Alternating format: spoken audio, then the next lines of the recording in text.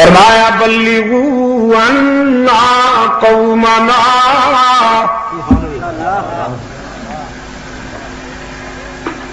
بلغوا عنا قومنا انا لقینا ربنا فرضی عنا وارضانا۔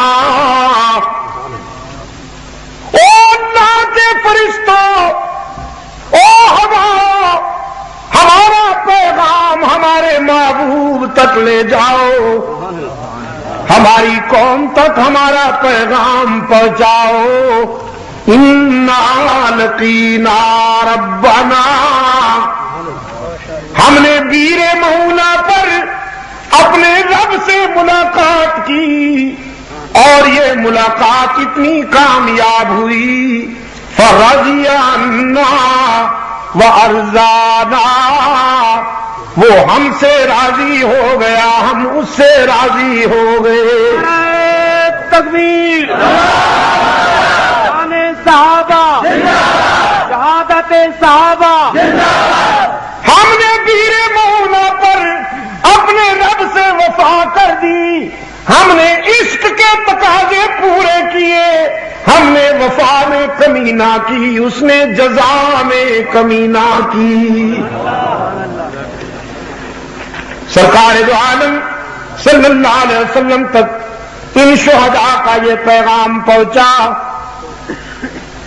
وہ رحمت کا پیکر کہ جو حریف جاں کا بھی چارہ گر ہے، جو قاتل کو بھی معاف کرنے کا ظرف رکھتا ہے، جو مکہ میں فاتح بن کے آیا تو لا تثریب علیکم اليوم کا نعرہ لگایا، وہ رحمت کا پیکر جب اپنے ان رضاکاروں کی مظلومیت کا حال سنتا ہے تو آنکھیں برس پڑی۔ حزن و ملال دیکھا نہیں جاتا تھا، اور ایک عرصے تک نماز صبح میں رکوع اور سجدے کے درمیان رحمت عالم صلی اللہ علیہ وسلم نے قنوت نازلہ پڑھی اور ان بدبختوں کے لیے ہلاکت کی دعا کی، التجا کرتے تھے رب العالمین کے حضور، میرے معبود میرے شاگردوں کو ذبح کرنے والوں پر قحط نازل کر دے، کنعان والا قحط نازل فرما دے، ان بدبختوں کو ہلاک کر جنہوں نے میرے رضاکاروں کو ذبح کیا ہے۔ آنکھیں برستی تھیں اور حضور بد دعا کرتے تھے، پھر یہ بد دعا بھی، یہ تیر بھی ایسا نشانے پہ لگا کہ جن جن بدبختوں نے بیر مؤونہ کے قراء پر تلوار چلائی وہ سب کتے کی موت مرے۔ یہی عامر بن طفیل رات کو ایک غلط جگہ جا کے سویا، طاعون کی گلٹی نکل آئی، ایک رات میں وہ اتنی بڑی ہو گئی کہ اٹھا نہیں سکتا تھا، وہیں بلک بلک کر مر گیا، کتے کی موت۔ لیکن آپ سے پوچھتا ہوں پشاور کے روشن ضمیروں، کل کیا ہونے والا ہے کون جانتا ہے؟